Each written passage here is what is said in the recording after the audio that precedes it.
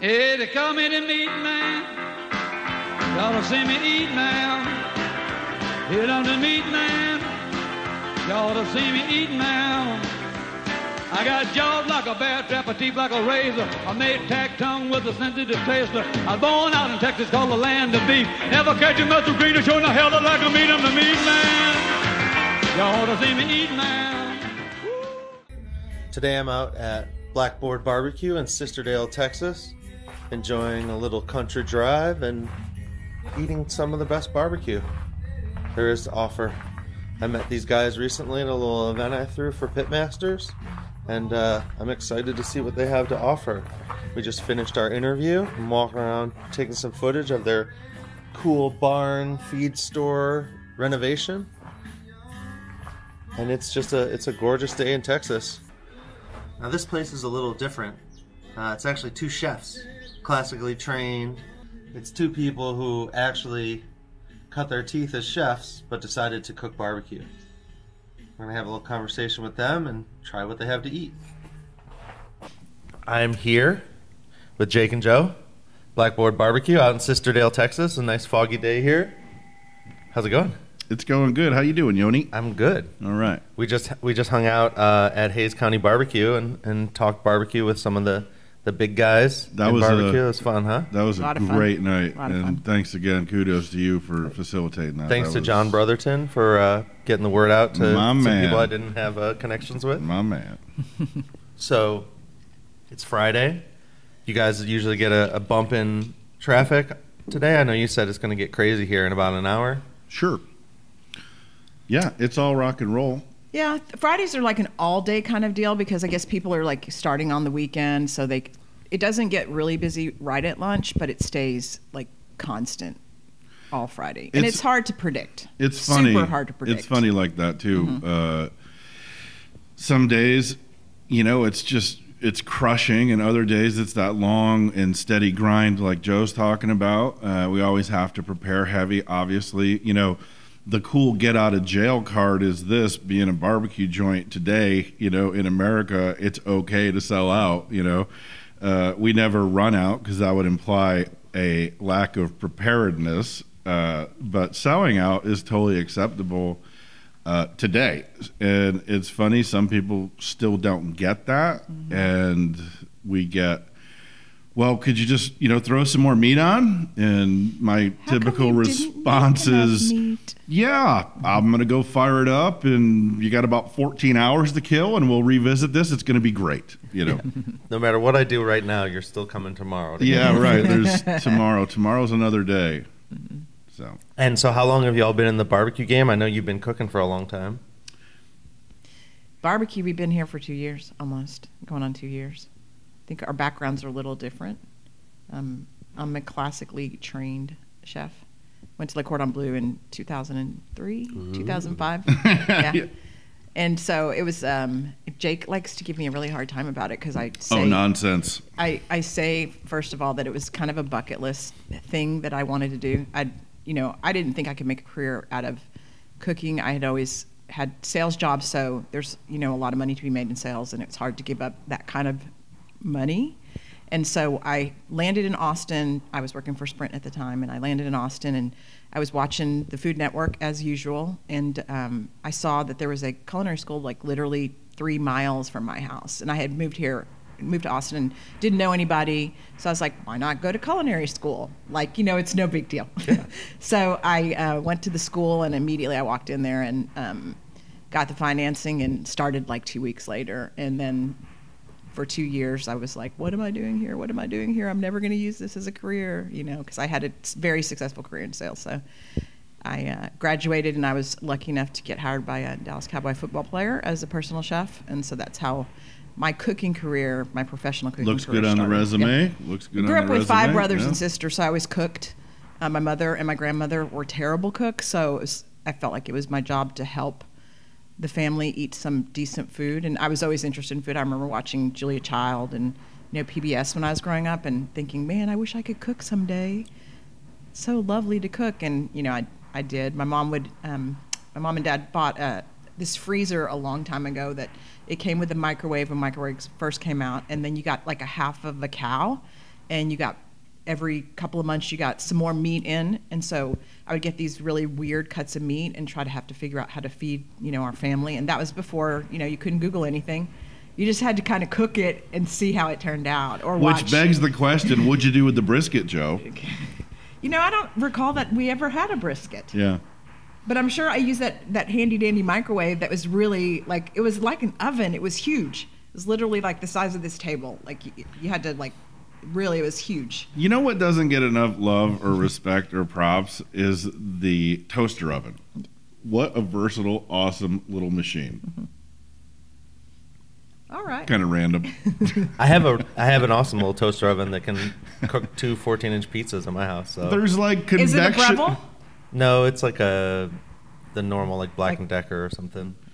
Yeah, and there's convection toaster ovens. There's that Breville is it's $700. I mean, you can pretty much do anything in it, but it's for people who have an apartment size, and don't have a good cooking utensils. We should get one for the kitchen. We don't have a microwave in the kitchen. Chef Mike does not live here. We don't have a microwave. Yeah, no Chef Mike. But a little toaster oven would be great. We could just do one brisket at a time, and it would just be awesome. For those people who want... We're sold out. Yeah, right. For the sold out crowd who show up at 8 o'clock and say, y'all don't have any brisket left? Hold on. I'm going to fire up the toaster oven. It's going to be great.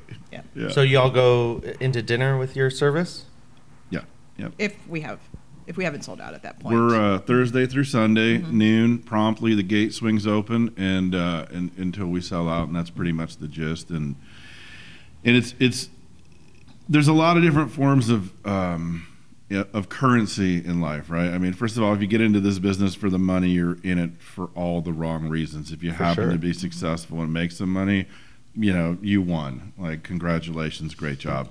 So when we look out the front, at that gate, and it's 11:30 on a Saturday morning or a Sunday morning, and there's a couple dozen cars lined up and down the road, out here in Sisterdale, Texas, population of 48. I mean, that's a form of currency for us. It really justifies what we're doing, and it's just nothing but love, man. Mm-hmm. So how did you end up in Sisterdale since the population's so small? He should tell his whole story. Start from the beginning, man. That's why we're here. In the beginning, there was light. Bruce and Beth Johnson have a Sister Creek Ranch. It's just down the road here, about 7 miles or so. It's a modest little 700-acre spread, and it's a high-end guest ranch. And so that's how Sisterdale got on my radar in the first place. Was I hooked up with those folks and come down sight unseen as their executive chef for the ranch and their private chef too, because they live on the ranch. It's like that, owner operated and all that, and it's very equine driven, a lot of horseback riding and whatnot, and just a great facility. And so they built me a little house and all that, and I have my mare and the dogs, and it's just great. And then I met Jo, and she eventually, by and by, realized that she could like me enough that she could actually stand me. So she moved on to the ranch with me. So we still live on the ranch, even though I don't cook for Bruce and Beth anymore, because we gave birth to a smokehouse. But they were kind enough to let us hang out and hang around, and it's just great. So that's how we ended up in Sisterdale, and it's just a great little community down here, and we just love it. It's all Texas all the way, and folks around here just are living right, and that's what's so attractive to us. Do you get a majority of customers from a certain direction, or is it always? Or in the beginning, it was definitely locals. People who had, because it was a smokehouse before, so people knew that you could come here every other weekend, and they would make X amount of briskets and ribs, and they would open, and then they would cook. They would serve till they sold out. And then, so people would be driving by, basically, and we tried a lot of social media was the most important part in the beginning. So smart. Contacted any blogger. And free. Yeah, any blogger that we could contact, we contacted them and got them out to try our food, to get our exposure that way. And of course, Facebook. Social media was the biggest part of getting people to know that we were here. And just word of mouth. The community is pretty small, but it's I say that, but it's not, because like we'll have people come in today, and we've been here for 2 years, that say, how long have y'all been open? We're like, 2 years. And they're like, oh my God, I just found out that you guys are here. So even though it's 13 miles to the largest city, it still seems and that's like San Antonio? No, it's in Boerne. Oh, that's Boerne. Yeah. Sure. So we still have a lot of Boerne people that are just now discovering us. We have people in Comfort, which is 13 miles that way, that are just now discovering Apparently, us. we're 13 miles from everywhere. Yes. A bit of a quagmire. So Lucky 13. It was. That's right. It has been, like just we have to let people know that we're here. Social media was a big push, just Sure. posting pictures and talking about it and trying to talk to anybody who would listen to us that we're open. So, But also, I mean, now fast forward, we're sort of semi-established and the word's kind of out and all that. I mean, there's literally people coming in from all over the country to get the barbecue. I mean, how humbling, is that? Speaking of other forms of currency, we had a dude that had been following along. Jo handles all the social media, right? She's taking all the pictures, she's the photog and all that, and making the food look good. And we had this dude that had been following along, drooling over his phone in Alaska since the beginning, and he called just shy of Thanksgiving just now to say, hey, I'm going to be in town over the holidays. I want to make sure y'all are going to be open. Like, this dude's been following along for 18 months and finally has the opportunity to be in San Antonio and is calling ahead to make sure we're going to have some barbecue for him. I mean, that's pretty cool, man. If that don't turn you on, then you probably ought to be doing something else anyways. That's just good stuff right there. So we're super proud of our customers, super proud of our people. Well, and that's what the barbecue world attracts, is people that don't mind waiting in line, people who are generally patient. There's always the outliers. generally. But people who barbecue as a destination is a thing. Yeah. And this is a great destination. I just drove some country roads to get here. Yeah. It's beautiful. It's exactly why people love Texas. Yeah. All the drivers were friendly, nice enough. And once I got out of Austin, everyone's crazy in Austin. Well, you get anywhere in America where there's, inner city involved and people get competitive and all that, you know how it is. Make sure you wave at everybody when you drive by. I'm happy just to get the hell out of Austin before traffic even starts. And that's a huge part of it, Yoni, too, and a huge part of why we've enjoyed the success at the rate we have is because, like, the drive that you're talking about, getting out here. I mean, winding through these beautiful hill country roads, and then you pull up on the joint, and it's literally an old barn. I mean, all this wood is from an old farmhouse and from an old hay barn that was repurposed to use to build this joint. So it's got this soul built into it. So you're so gussied up and geared up before you even get to the food. Like, the table is set when you walk in the joint, and then there's the barbecue, which we're hoping doesn't suck. And so it's really this great experience is what it is, and it sure does speak to that caliber of the folks that are in the barbecue community on both sides of the table, like you're saying. Well, and Jake, you have a slightly different history than Jo. She told hers, so how did you get here? Well, my path was a lot less direct, and it's definitely a very sordid tale. I've had a knife in my hand since I was probably 5 years old, butchering stuff, breaking down stuff with the old man. And I'm a Yank. I don't usually tell people that till after they eat the barbecue. And so I was born into it. It was one of those deals. And so I come up back east, and we were hunting and fishing and always had a big garden and all that. So, my mom kind of had the garden, and the men folk went out and did all the hunting and all that and whatnot. And so there was always the butchery background in it for me, and then being responsible from the moment you take the animal to handling it properly through the whole process of hanging, the butchering, into the crucial moment of cooking and serving, which inevitably is what pushed me into open fire cooking, was because the old man was just terrible. And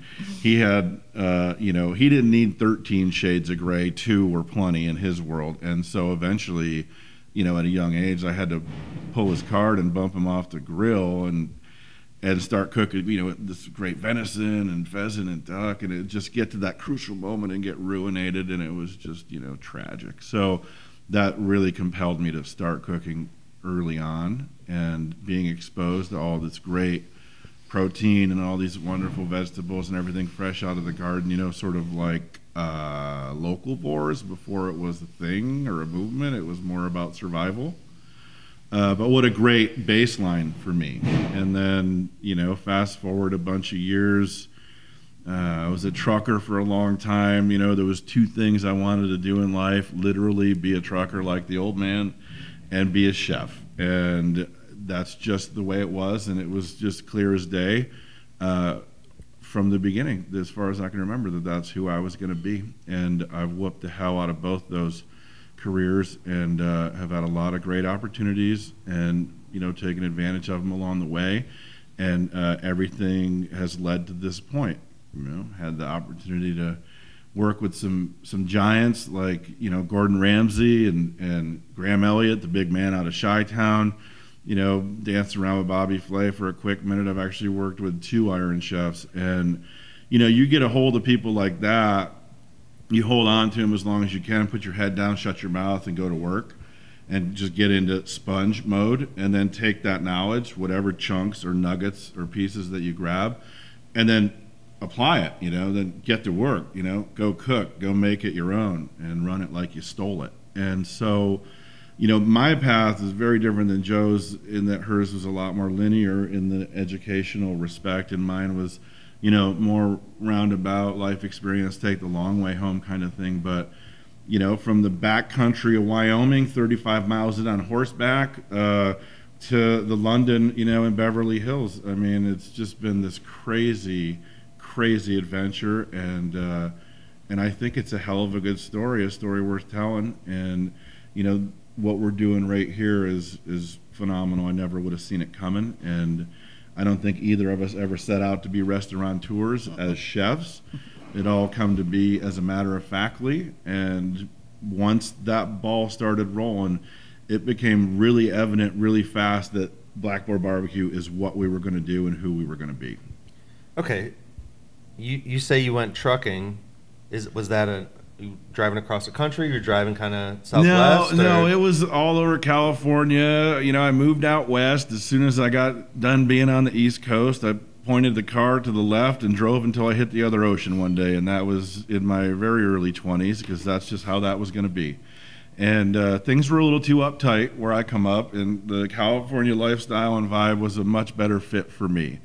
Again, being in Central California, where there's 3 growing seasons a year, and the bounty of the Bay, it did not suck as a cook and as a guy that likes to eat, to have, again, access to all this great protein and all this wonderful, veg. So, pardon me. So, anyways, yeah, I was, kind of running and gunning, just day cab stuff, playing in the dirt, operating heavy equipment, running around like that. So I wasn't a long line guy as far as the trucking end of it goes. I guess I never just really grew out of playing in the mud. And so you mentioned some big hitters in the food world, at least, on the TV Food Network world. Sure. Did y'all meet 2 words at a that should never be or? in the same sentence at the same time: reality and television. Well, we're creating our own type of reality television here. Sure. But we're taking the time to tell the whole story. That's right. This is more reality. Yeah. Yeah. Did you meet them at a restaurant? Did you run into them? Were you just, talking shit at a bar one night? I've talked a lot of shit at a lot of bars, and it's really bit me in the ass on several occasions. But again, you learn from all these experiences, and that establishes who you are in life. In any event, there was a little production you may have heard of called Master Chef that was coming out, and they'd had great success with it in Europe, and it kicked ass in Australia. So somebody said, hey, we should do it in America. And I was somewhere running my mouth one day, and somebody said, oh yeah, you think you're all this and that? You should try this. And so all of a sudden, Master Chef, the first season, arguably the best season, was being, pitched. It was a good season. And cast, and it was set up like American Idol. So they went to, a dozen or 15 cities all around America and looked at like 15,000 people. And I heard about it at the last second, drove to LA for the last, sort of cattle call. And they loved what I had and where I was coming from, and it turned out I was pretty good on camera, and that the old boy could kind of cook. So It was just great. I had an awesome experience, and it was wild. And the reason that I really went to be a part of that in the first place at the end of the day was to be able to work with these amazing chefs, these amazing accomplished super chefs, and get as much as I could from them. And I was proud of everything I did and everything I plated, and we run it up pretty good, pretty much right up till the end. And I think somewhere in all that, I became America's sweetheart on that deal, and it was a kick-ass production. Just had a blast, but it was more about the education and the personal growth for me than being on TV. I need to definitely clarify that. Sure. Yeah. Well, let's peel back the curtain a little bit too. Do you feel like you had to kind of put on a little bit more of a character to get on the show, or do you think they totally put you on just for your cooking skills, or was it kind of 50-50? It's definitely not 50-50, and again, getting back to reality and television, two words that just should not be running together in any sentence. A lot of that stuff is pretty scripted for what's supposed to be unscripted TV. I'll tell you this, everything that got cooked was cooked in real time. Like when that clock's up there pounding and you got 45 minutes to lift the lid off a box and a Dungeness crab comes crawling out and there's 7 or 8 other ingredients, it's on. Like it was legit, that's for real. Or they're like, okay, here's what it is. You've got 120 seconds to run across the warehouse to get to the pantry while you're putting together what the dish is going to be in your head in real time and fighting with 10, 20, 30, 40, 50 other people to get the ingredients you want and get back to your station in 120 seconds and then cook. So you're always forgetting something. You're always on the fly maneuvering. You might start in one direction and end up completely in another because you fucked up and left the eggs, right? So it was super edgy like that and very real in that capacity. But, at the end of the day, they're trying to sell tickets and trying to sell seats just like anything else. So there's definitely a bullshit factor that comes along with all of it. I think the reason that the producers like me is because I have this ability just to turn the filter off. And I think I dropped more F-bombs than Gordon did on that season, and they liked that. It just turned out I could do okay in the kitchen too. So you had a run on TV, some reality television. Sure. How did y'all cross paths? He's gonna lie, which he does. Usually when I lie, I usually tell the truth right after I tell the lie, though. So I'm not really a liar. Yeah, he does. He does. He'll lie though. He does lie. I'm gonna skip over the part where I lie and go right to the truth. We met on Tinder. That's awesome. Tinder. Yeah, we met on Tinder. It was weird though because, how are you single, married? I'm dating someone. So you know how Tinder He's works involved. probably.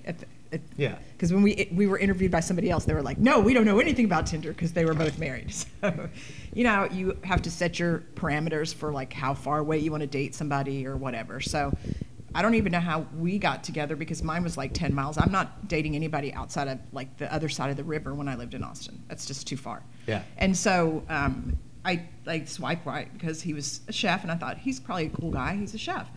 And he messaged me and then he messaged me back and he said something about being in Austin that weekend. I'd like to go out. He'll take me to lunch.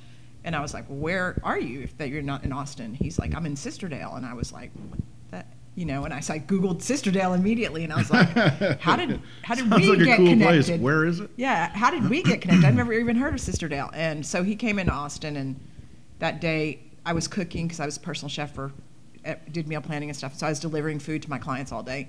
And so we had pushed the date back several times. And then I sent him to RO at the time, and it was not open. And I didn't realize it wasn't because it was a Sunday. Yeah, and I just forgot about what Austin. Is this, some sort of setup? Yeah. So some sort of sick joke? I show up at a restaurant rendezvous and the place is closed. So he messaged me. He's like, Joe, this restaurant is not open. I was like, that's cool. There's other restaurants in Austin. I'm walking across the street. I'll see you in a second. So I show up on that corner. He's standing there in the corner. He's got a little bag in his hand. And